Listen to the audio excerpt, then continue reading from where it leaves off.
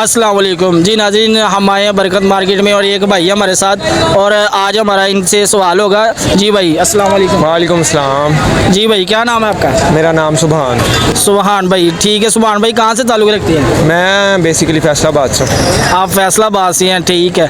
फैसलाबाद से हैं तो अभी आपको पता है कि मौजूदा जो मुद्दा चल रहा है भारत के साथ जो देश है बांग्लादेश, ठीक है। बांग्लादेश में स्टूडेंटों ने क्या किया है, वहाँ पर ना कोटा सिस्टम चलता है। जिस तरह कोटा का पता आपको, जॉब निकलती है तो कोटा सिस्टम होता है। कोटा सिस्टम में ये होता है कि जो सीटें होती हैं ना आधी से ज़्यादा वो ऑलरेडी रिजर्व होती हैं कि वो उनको मिलेंगी, ठीक है।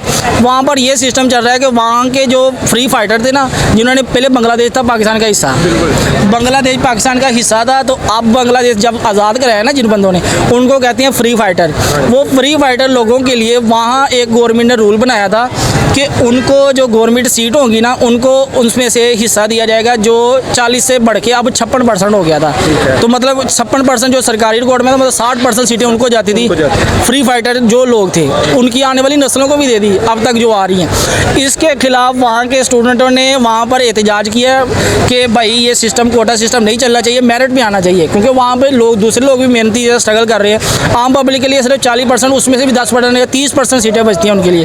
अब आप इसके हवाले से क्या कहेंगे कि आपका जो आप कहते हैं ये बात ठीक है या गलत है, और क्या आपका पॉइंट ऑफ व्यू, आपका कंसेप्ट क्या है? जी बिल्कुल, ये बात बिल्कुल ठीक है। स्टूडेंट अपने हक़ के लिए लड़ रहे हैं वहाँ पे। हमारे स्टूडेंट्स की तरह नहीं है कि जो हो रहा है हम बिल्कुल देख रहे हैं कि हमारी हुकूमत कैसे चल रही है, आजकल का दौर जैसे जा रहा है, हर जगह सिफारिश चल रही है। अच्छी बात है, उन्होंने आवाज़ उठाई है। हमें जारी बात है, और जनूबी पाकिस्तान पहले हमारा हिस्सा था बांग्लादेश, चलो उन्होंने आज़ादी हासिल की। आज़ादी भी उन्होंने इसी बेस पे हासिल की कि वो एक खुद मुख्तार कौम की तरह बिहेव कर सकें। हम उनको इतनी सहूलियात नहीं दे रहे थे, इतना उन्हें जो परसेंटेज है सीट्स की नहीं दे रहे थे, इसलिए वो आज़ाद हो गए। तो जिस वो एक टॉपिक पे आज़ाद हुए हैं, मुद्दे पे आज़ाद हुए हैं, तो जारी बात है उनके स्टूडेंट्स, उनकी जनरेशन जो आगे आ रही है वो अपने हक़ के लिए लड़ती है। अच्छी बात है, बहुत अच्छा लगा कि उनके स्टूडेंट्स ने आवाज़ उठाई इसके खिलाफ। जारी बात है हर बंदा स्ट्रगल करके आगे आ रहा होता है, हर चीज़ मेरिट पे होनी चाहिए। ये पाकिस्तान में भी अब इस तरह ही है, हर जगह सिफारिश चलती है। आपके पास कोई सिफारिश नहीं है, कोई बंदा नहीं है, या पैसे नहीं आप दे रहे गवर्नमेंट सीट्स के लिए, या ओवरऑल जहाँ भी आपको कोई ना कोई रेफरेंस को और चीज़ मानी जाती है, लेकिन सिफारिश यहाँ पे चलती है। लेकिन वहाँ पे उन्होंने अच्छी बात है आवाज़ उठाई है। वहाँ पर ये हुआ है कि उन्होंने, वहाँ के स्टूडेंट लड़े हैं, और लड़के उन्होंने किया क्या कि वहाँ की जो पीएम है ना, जो पीएम थी अभी मौजूदा वाजिद, हसीना वाजिद, वो मुजीबुर रहमान की बेटी हैं। वो 2 दफ़ा इसी वजह से प्रेसिडेंट बनी है, क्योंकि वो उसी फ्री फाइटर नस्ल से ताल्लुक़ रखती थी, उन्हीं लोगों में आती थी। तो आप क्या देख रहे हैं कि वो फ्री फाइटर लोगों को, उनको जो जितना वो रिलीफ दे रहे थे, जितनी सीटों के लिए दे रहे हैं, 60% उनके लिए जो है सीटें रिजर्व कर रहे थे, वो बात ठीक है या गलत है? नहीं बिल्कुल, ये तो बात गलत है ना। अब जैसे हमारे यहाँ 40 ख़ानदान बन गए हैं, सारा पैसा उनमें डिवाइड हो रहा है, तो इस तरह तो नहीं होना चाहिए कि जिसने आज़ाद करवा दिया आप उसकी नस्ल चलती जाए, उनको आप रिलीफ देते जाओ और बाकी लोग पिसते रहें, बाकी स्टूडेंट्स पिसते रहें। ऐसे तो नहीं, ये बहुत गलत बात है कि 60% आप उनको दे रहे हो सीट्स, और 40% से में भी कोई रिजर्व सीट जाती होंगी उन बेचारों को, वो 60% से भी ऊपर तकरीबन जाती होंगी, क्योंकि फ्री फाइटर हैं, उनका हाथ भी अच्छा है, ऐसे मतलब सिफारिश वगैरह है, हर चीज़ ऊपर तक उनका एक ख़ानदान बना हुआ है, तो उन्हें ज़्यादा सीट्स 60 से भी ज़्यादा ही मिलती होंगी। तो स्टूडेंट्स ने अच्छी आवाज़ उठाई है, वो अपने हक़ के लिए लड़े हैं, उनके पीएम को डिसमिस किया उन्होंने वहाँ पे। तो हमें भी ऐसे ही करना चाहिए। अब हमारे जो कैदी नंबर 804, वो हमारे, उन्होंने जेल में 1 साल हो गया उन्हें तकरीबन। तो जब हम आवाज़ उठाते हैं वहाँ, यहाँ पे आपको ज़्यादा बेटर पता है, अब मैं यहाँ पे नहीं कह सकता।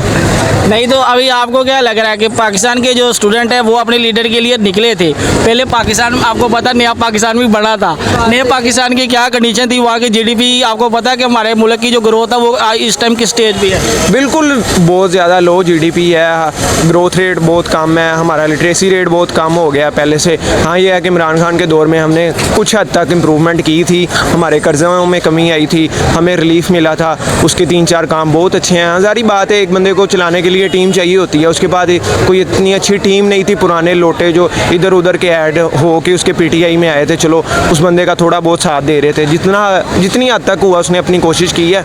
बाकी फिर आपको पता है कि जो हालात किया है उसका, फिर स्टूडेंट्स भी निकले हैं, उसके बाद हमारी माशाल्लाह जो लोग चला रहे हैं हुकूमत को, हर साल मिटाते हैं और चलाते हैं, वो आपको अच्छे से पता है। नहीं तो आपको, अगर आप इमरान खान के सपोर्टर हैं, आपको पता होगा कि इमरान इमरान खान को किस वजह से उतारा गया था, उसकी पार्टी के जो MNA थे, वहाँ की जो उसको मेजोरिटी उसको सपोर्ट करती थी, वहाँ जो नो कॉन्फिडेंस वोट होता है असेंबली में, जो लीडर को जिसको एक्सेप्ट करती है MNA, जो जिसके हक में ज़्यादा 130 जाती है, जिसके हक में उसकी हुकूमत बनती है, तो वहाँ 130 नहीं बने, 40 से 45 जो उसकी पार्टी से निकल गए थे तहरीक इंसाफ से, जिस वजह से वो नो कॉन्फिडेंस वोट में पहले इमरान खान नहीं, पहले गया, दूसरी दफ़ा नहीं गया, जिस वजह से वो पार्टी खत्म हुई। इसको क्या देखते हो आप? नहीं नहीं, ऐसी बात नहीं है, बिल्कुल जारी बात है, आज़ाद उम्मीदवार। अब तो ऐसा था कि इस इलेक्शन में इस तरह हुआ था, आपके सामने ही है कि जिसको एक गांव में एक बंदे को, एक गांव में पूरा गांव नहीं जानता था, वो MNA के इलेक्शन पे खड़ा हुआ था सिर्फ इमरान खान का नाम लेके।